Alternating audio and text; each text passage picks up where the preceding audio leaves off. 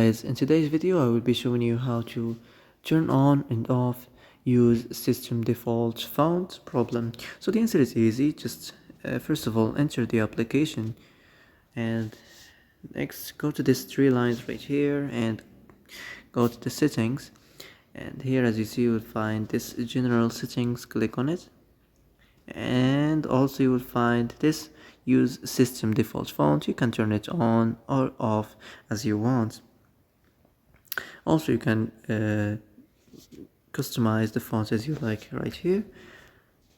So that's it. That's how to turn on and off the use system default font as you like. So that's it for today's video. I hope this is the answer you've been looking for.